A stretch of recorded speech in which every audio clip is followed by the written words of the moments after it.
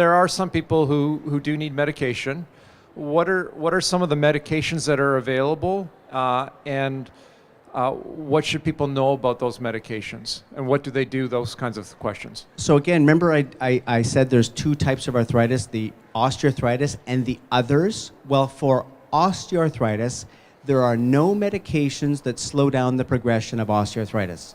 Doesn't matter what people say, nothing has been shown to slow down the progression of osteoarthritis. When I was training 20 years ago, we were using a lot of anti-inflammatories, and in fact, they can be very helpful for symptoms. They do not slow down the progression, and in animal studies, they can actually make the cartilage a bit more damaged.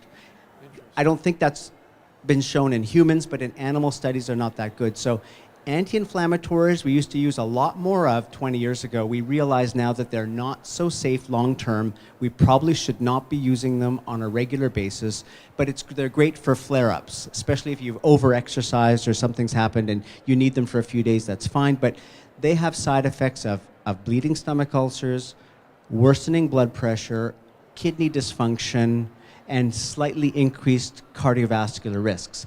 Those risks go up as we get older. So I think if you're 70, 75, you probably should not be taking an anti-inflammatory. So for those of us who may not know whether it's an anti-inflammatory or something else, what would be some of the names on the bottle that people... Thank you. The common ones over the counter that you will see are ibuprofen and naproxen, and then there are a lot of prescription anti-inflammatories. But just because they're over the counter doesn't mean they're safe. I don't know why some are over the counter and some are not. It's not a safety issue, I think, but those are the ones. Acetaminophen or Tylenol is not an anti-inflammatory. Acetaminophen actually blocks pain receptors.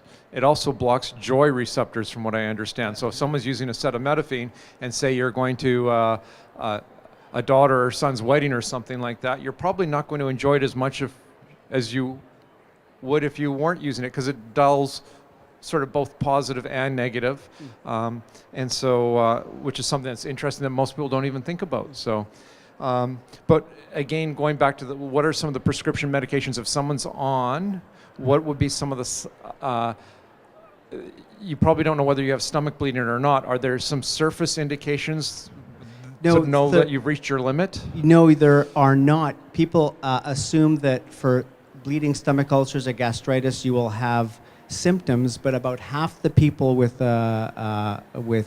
complications do not have symptoms. So and they're not that common. I say, I tell my patients that if you take this on a regular basis, if you're a young, healthy person, you have about a 2% risk of having a bleeding or perforating stomach ulcer per year.